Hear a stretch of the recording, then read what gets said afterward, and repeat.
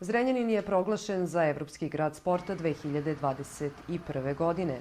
Gianfrancesco Lupatelli, predsjednik Evropske asocijacije prestonica i gradova sporta, uputio je Zrenjanincima čestitke i istakao da je ovaj grad razvio uzornu sportsku politiku sa raznovrsnim programima. U prilog rečima gospodina Lupatellija i odluke Evropske asocijacije govori i činjenica da je grad na Begiju postao i kolevka ženskog fudbala. Ovaj klub postoji od 2013. godine i verovali ili ne, znači to je došlo na inicijativu devojaka iz Stajićeva, koje su se okupile njih 15-ak polovinom 2013. godine, izrazile želju da treniraju i da igraju fudbal. Pa u Vojvodini ima otprilike 10 klubova, ali evo recimo jedan apsurd, Stajićevo je do pre godinu dana bilo jedini ženski fudbalski klub u Srednjem Banatu. Devojke 100% igraju srcem, taj fudbal igraju iz ljubavi i u mnogim segmentima su talentovanije i uspešnije od muškaraca. Pa i ranije nekad kad sam bio u tim selekcijama sa mlađim kategorijama imao sam ponuda da budem sa tim devojkama i vidim da one rade korektno, pošteno, slušaju, što je najbitnije.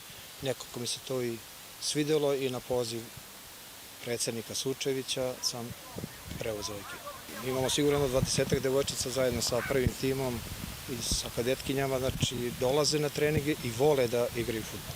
Rezultati mogu da dođu kroz jedno 4-5 godina, a roditelji možda odmah očekuju da će da budu svi muški Ronaldo i ovo i ono. I to nam je najveći problem.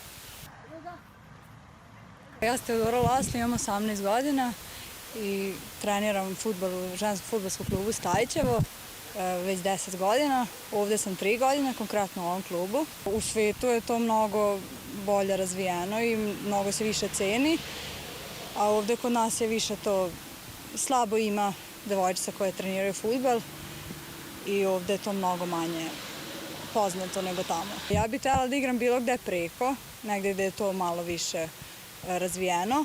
Ne znam sad u kom klubu, nemam da preciziram, ali vole da se bavim tim malo ozbiljnije nego je sada. Ovo su fantastične devojke koje ruše sve barijere i do sad su u svom igranju postigli mnogo zavidnih rezultata, nemaju nijedan primljeni gol. Mesna zajednica Stajićevo svu podršku finansijsku pruža ženskom fudbalskom klubu.